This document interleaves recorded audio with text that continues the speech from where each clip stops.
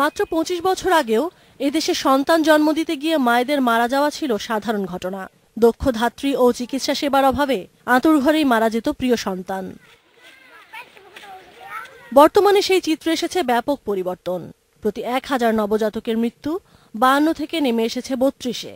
আর এর পেছনে কাজ করেছে স্বাস্থ্য অধিদপ্তর ও পরিবার পরিকল্পনা অধিদপ্তরের যৌথ প্রয়াস।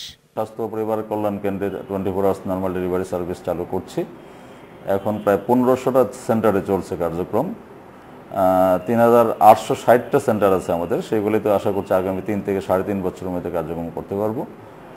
আর সিএসবিএ দক্ষ ধাত্রীদেরকে দিয়ে কিভাবে বাড়িতে ডেলিভারি সেবা প্রদান করা যায় সেই কার্যক্রম চলছে। প্রায় ৭,০০০ কর্মীর সিএসবির প্রশিক্ষণ দেওয়া হয়েছে।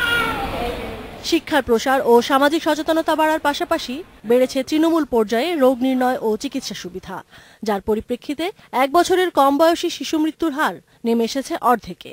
আর ৫ বছরের নিচে শিশু মৃত্যুর হার কমেছে প্রায় ১/৩। প্রসব পূর্ববর্তী ও পরবর্তী মায়েদের যে সেবা দেওয়া হয় তাও শিশু মৃত্যুর হার কমাতে উল্লেখযোগ্য ভূমিকা রেখেছে বলে মনে করেন সংশ্লিষ্টরা। Referral linkage from community two উপজেলা এবং ডিস্ট্রিক্ট হসপিটাল, যার ফলে আমার বাচ্চাটা চিকিৎসা সেবাটা নিশ্চিত হচ্ছে। এইভাবে আমরা মৃত্যুহার কমে আনতে পারছি। ঘরে ঘরে মোবাইল ফোন। আজকে যদি কোনো মা অসুস্থ হয় গ্রামে, তার বাচ্চা অসুস্থ হলে যে কোনো ডাক্তারের কাছে সঙ্গে সঙ্গে সে ইনফরমেশন নিতে পারছে যে আমার বাচ্চাই অসুস্থ, আমি কি করব, এবং এইভাবে তার চিকিৎসা ব্যবস্থাটা নিশ্চিত করা হচ্ছে। ফ্যাসিলিটি ডেলিভারির হার মাত্র ২৯% থাকার পরও শিশু মৃত্যু হার হ্রাসের যে অভাবনীয় সাফল্য বাংলাদেশ দেখিয়েছে তার পেছনে কাজ করেছে দক্ষ ও প্রশিক্ষিত ধাত্রী।